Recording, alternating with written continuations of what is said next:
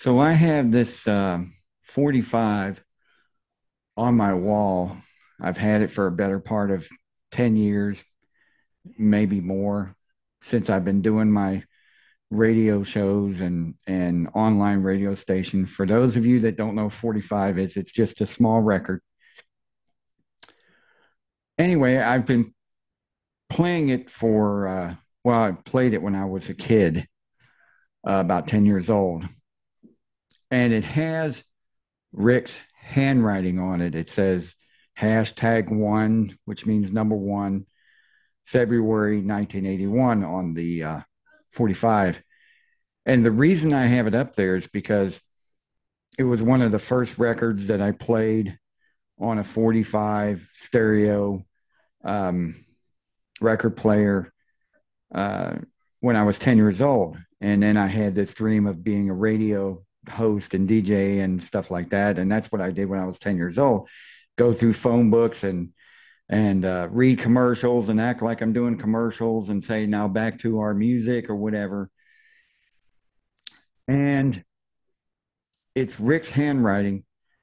Rick was the one that got me into Casey Kasem at the time and playing 45s and things like that. And we would go buy them and I'd play them. And he would always tell me the top 40, and they would write it on the Frigidaire, him and other brothers, keep it a post every week of the top 40 of Casey Kasem.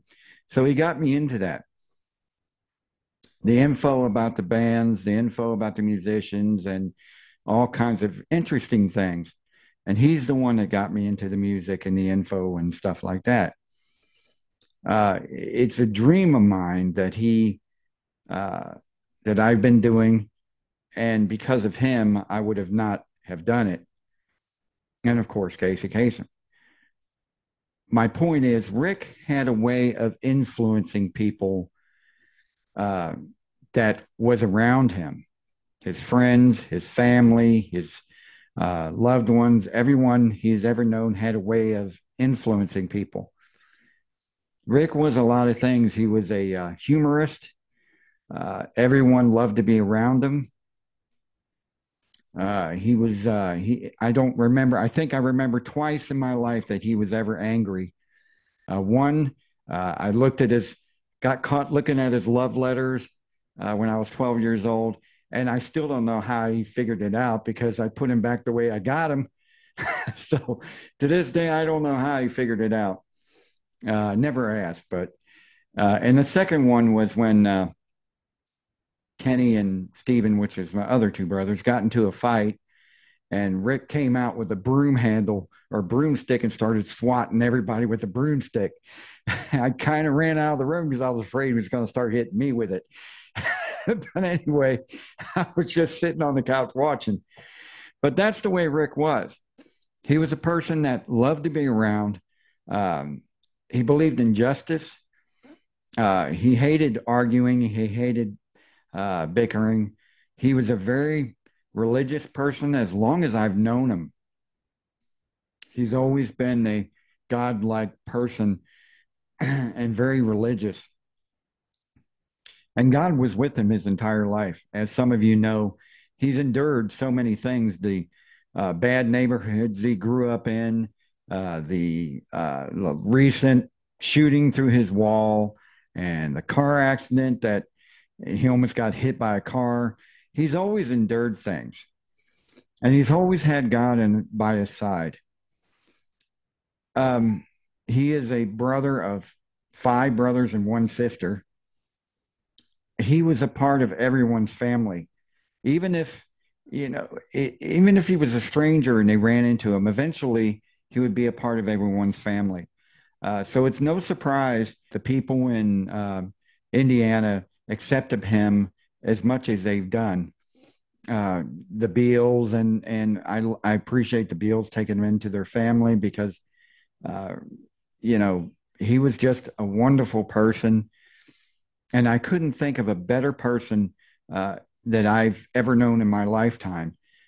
We all wish we were like him. He's never been a vulgar person.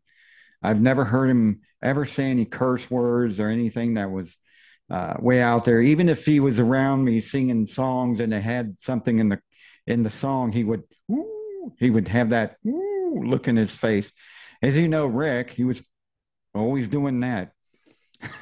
When something came on TV, that was Rick. We are all going to miss Rick's his humor. We're going to miss his closeness. We're going to miss his smile. We're going to miss so many things about him. He was also a big Reds fan, as some of you may know. If you, for those of you that don't know, he was at the game that Pete Rose got the base hit record, I believe, beat Ty Cobb's record. He actually went to that game. So going to a baseball game would be one of Rick's favorite things. Just to be around people, being a baseball fan and music and his love for God, his love for people, his love for his family. I'm going to miss his humor most of all, and I'm going to miss his presence because he had a very big presence among everybody. So I would like to thank those of you out there that were a part of him and accepted him into your family, because if you've known him long enough, there isn't one person in this world that hasn't accepted him into his family, into their family. Not that I know of, or anything. I have so many memories of him, I can't count them. But one memory for sure I will never forget is his influence on music. And as long as I live, that 45 will always hang on to my wall, and memory of him and his presence in my lifetime as well. We all love you. I love you. And I'll see you again someday. So rest in peace, Rick. Goodbye, brother.